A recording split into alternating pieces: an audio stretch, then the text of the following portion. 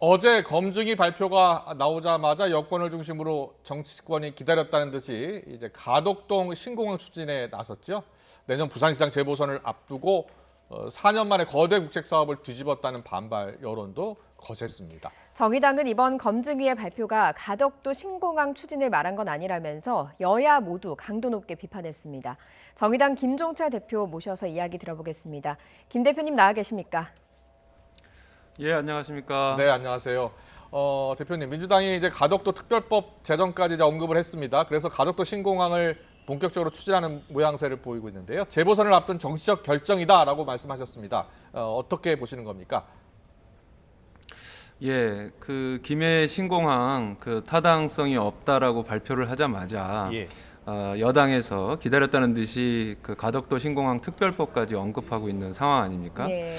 그래서 누가 보더라도 이런 측면에서는 이것이 정치적 결정이라는 그 비판을 받을 수 있겠다. 저희는 그렇게 생각을 하고요. 예. 그다음에 지난 정권에서 그 이제 비용 편익 분석, 흔히 이제 예비 타당성 조사라고 하는 걸 했을 때도 네네. 그 밀양 같은 경우가 0.73 그리고 가덕도가 0.7이 나와서 굉장히 좀 가장 김해 신공항이 1등이 나왔고 예. 그래서 이런 식으로 그 가장 낮게 나온 것을 뭐 김해 신공항 자체를 또 뒤집고 예. 그다음에 그 가덕도 신공항을 하는 게 정치적 결정이라는 비판은 피할 수 없다고 봅니다. 네. 사실 국민의힘 지도부도 가덕도 신공항이 정해지면 지원하겠다 이런 뉘앙스를 보였습니다. 여기에 대한 입장도 좀 비판적이신 거죠? 그렇습니다. 그 사실은 이제 코로나19 위기 시대에 이렇게 뭐 거의 7조에서 10조가 들어가는 사업이라고 한다면 그것이 코로나19 이후에 수요가 어떻게 될 것인지를 한번 유심히 봐야 된다고 생각합니다. 예. 김해공항만 하더라도 2015년에 그 대략 1,730만 명이 이용했는데 2019년에 그 1,690만 명으로 이렇게 줄었습니다. 예. 근데 이제 코로나19 위기 이후에는 그 더 수요가 어떻게 될지 모르는데 이러한 상황에서 국민 세금 7조에서 10조를 쓴다면 이것은 수요 조사라든가 이런 거를 다시 한번 비용 편익 분석부터 다시 한번 해야 된다고 생각을 하고요. 예. 저희는 차라리 그 예산이라면 부산, 경남, 울산 지역에 어떤 이렇게 에너지 전환, 그 기후 위기에 대응하는 어떤 그린 리모델링이라든가 이런 것이 쓰는 것이 더 낫다고 생각을 하고 있습니다. 예. 알겠습니다. 그런데 벌써 영남권에서 지금 지역 간 갈등 조짐이 나타나고 있습니다. 그래서 이걸 어떻게 그러면 해결해야 하는 게 좋을까? 일단은 가덕도 신공항뿐만 아니라 공항의 수요 예측 지금 다시 해서 경제적인 관점에서 이제 결정을 해야 된다. 이렇게 생각하시는 거죠?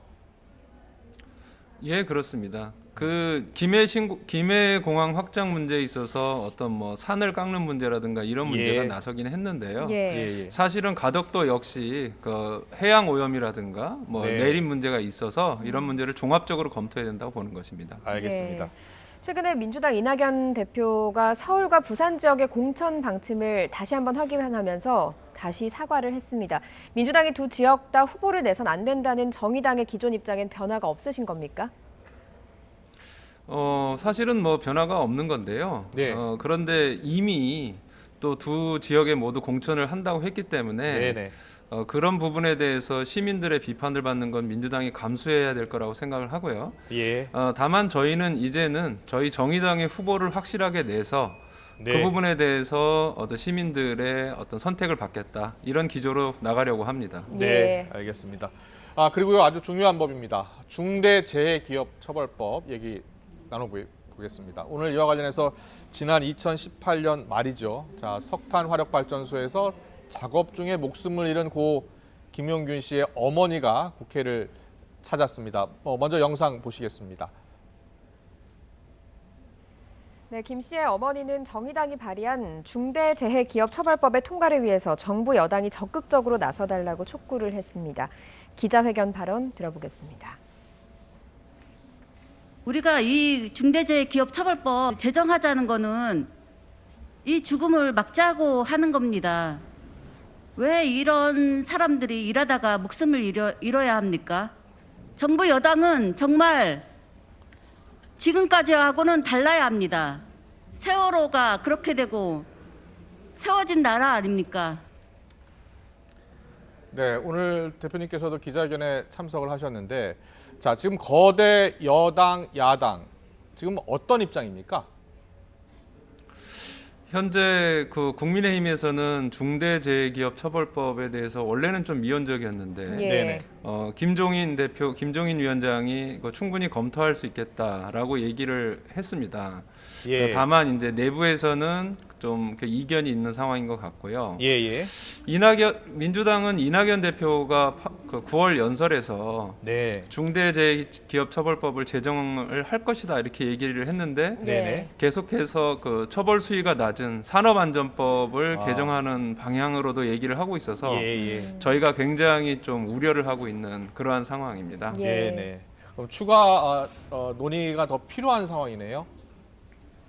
그렇습니다. 이제 저희는 민주당에게 174석이나 갖고 있기 때문에 예. 중대재해기업처벌법을 당론으로 정할 것을 요청을 하고 있고요. 중대재해기업처벌법은 어떤 산업 안전에 대해서 대표이사가 책임을 지고 그 안전 문제를 관리하라는 그런 법이기 때문에 네네. 이 법이 통과되지가 않으면은 노동자들 산업 안전을 책임질 수가 없습니다. 네네. 저희는 계속해서 민주당에 압박을 할 생각입니다. 예. 네, 알겠습니다.